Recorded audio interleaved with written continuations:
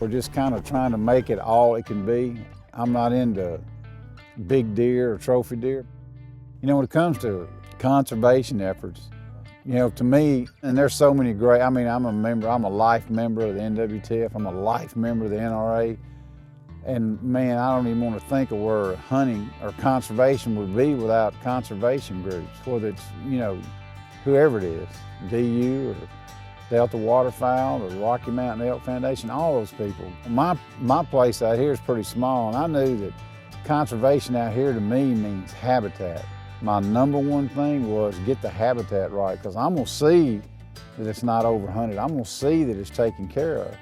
But I wanted the freedom to be able to do it like I wanted, whether the decisions were right, whether the decisions were wrong. You know, I got the government people out here when I first got it, and you know, if you want to put this in CRP, if you want to do this, all that comes with stipulations. You know, you can't plant here, you can't plant on this much grade. And I was bound and determined to figure it out on my own.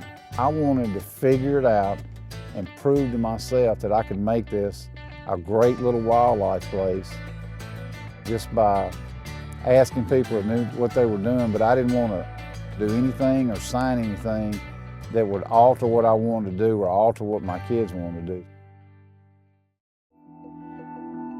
I'd say we're managing it for deer, but we're just kind of trying to make it all it can be. I'm not into big deer or trophy deer. I think people get mixed up sometime on managing for trophies and managing for deer health. I want the maximum carrying capacity I can handle here, and if their antlers get big, that's fine. I've seen, you know, through filming and stuff, and been doing this for 30 years, I see especially kids, they get disappointed quick if they're not seeing any deer.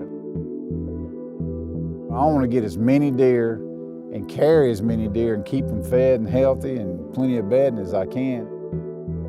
This isn't Iowa, this isn't Missouri or Kansas.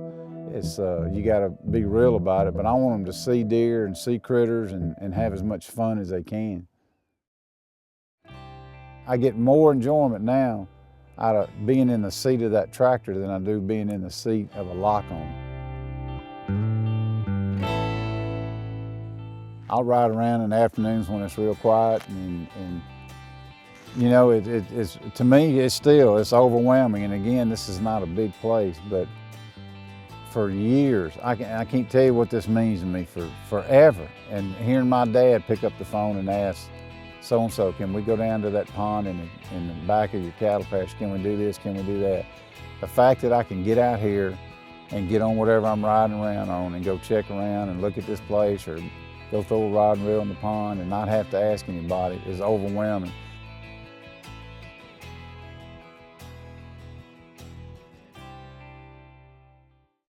The most rewarding thing I get is when I look up and I got my whole family out here.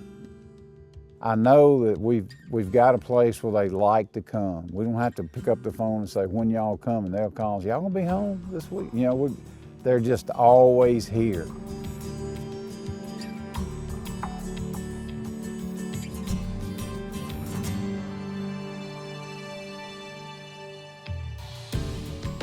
I try to spend enough time out here, if it's not every day, 2 or 3 times a week, just looking at the trees and looking up and being thankful that not only have I got this place that I don't have to ask to go to, but that I have enough energy and enough help with my family to do the right things. But to me, it boils down to the fact that I didn't have to ask anybody, can I go hunting this afternoon? I can just do it myself.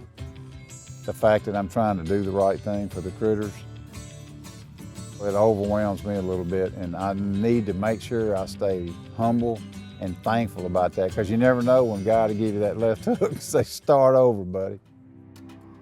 Hey, thanks for hanging out with us today on the Gamekeepers of Mossy Oak. Cuz is just one great example of someone who absolutely lives life to the fullest and gets the most out of every day. He's often said, it's not about being a man of means, but it's about how much it means to you.